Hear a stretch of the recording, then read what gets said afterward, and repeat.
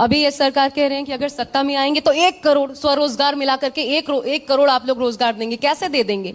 अगर जो चीज 15-20 सालों में नहीं हो पाई वो अब कैसे हो जाएगी? 1 करोड़ आप कैसे देंगे? और आप खुद ही अभी कह रहे हैं कि नहीं स्थापित हो सकता उद्योग धंधा उस स्तर पर, तो फिर कहां से आएगा रोजगार? नहीं, हमने कहा कि अभी कई, जब आप सब्सिडी दीजिएगा उनको, अगर औद्योगिक घरानाओं को रियायत दीजिएगा तो वो यहाँ आकर्षित होंगे उद्योग लगाने के लिए, और ऐसे कई लोग आने के लिए अब इच्छा उन्होंने व्यक्त की है। और ये नीति सरकार ने बनाई है और इस नीति का परिणाम भी सकारात्मक होगा आने वाले समय में। हाँ, जहाँ तक रोजगार की बात है, रोजगार आज की तारीख में भी 8 लाख की बात आप कर रहे हैं, लगभग 10 लाख तो सरकारी सेवा में नौकरी दी गई है। उसके अतिरिक्त भी रोजगार सृजन हुआ। अभी मैंने बताया कि 250 अगर इथेनॉल की यूनिट बिहार में लग रही है तो उससे रोजगार ही पैदा हो रहा है ना।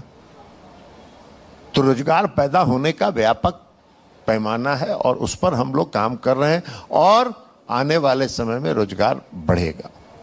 ये 1 करोड़ का आंकड़ा छुएगा, मतलब बिहार के युवाओं को यहाँ बैठकर आप ये विश्वास दिला सकते हैं कि आने वाले वक्त में जो पलायन कर चुके हैं उनके भी वापसी का रास्ता खोजा जाएगा और बाहर नहीं जाना पड़ेगा धक्के खाने के लिए या फिर अपमान सहने के लिए? देखिए, आप पलायन की जिसकी बात कर रहे हैं वो पलायन नहीं है।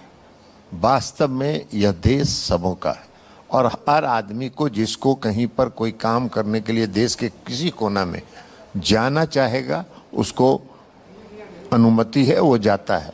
लेकिन बिहार का जो आज गांव-गांव में विकास का काम चल रहा है। कोई गांव ऐसा नहीं है बिहार का जहां विकास का काम नहीं चल रहा है। सड़कें बन रही है, पुल बन रहा है, तो रोजगार यहाँ गांव-गांव में उपलब्ध है और लोग यहाँ काम कर रहे हैं। उसके बावजूद भी कई कारणों से लोग जाना चाहते हैं कई जगह बाहर में भी अपने काम को तलाशने के लिए, तो लोग जाते हैं। इसलिए वैसी बात नहीं है। आप मान रहे हैं कि बिहार में पलायन मुद्दा नहीं है, आप ये कहना चाह रहे हैं? नहीं, पलायन नहीं, आप उसको पलायन मान रहे हैं, हम उसको पलायन नहीं मानते हैं। हम उसको मानते हैं कि रोजगार के लिए किसी को छूट है, कोई कहीं भी जाके रोजगार तलाश सकता है। नहीं, तब तो लोग कहेंगे कि ललन सिंह जी जमीन पर जाके देखते नहीं कि वाकई क्या मजदूरों का दर्द है, उनको जाना पड़ता है कि नहीं जाना पड़ता है या किन स्थितियों में जाना पड़ता है। फिर तो मजदूर यही कहा जाएगा कि ललन सिंह जमीन पर नहीं जाते, वो मजदूरों की व्यथा नहीं जानते। नहीं, ऐसा नहीं है।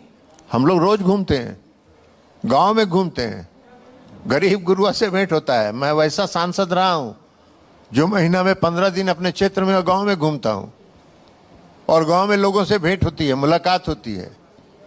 ये परसेप्शन बनाना और सरजमीन पर उसका अनुभव करना, दोनों में बहुत अंतर है।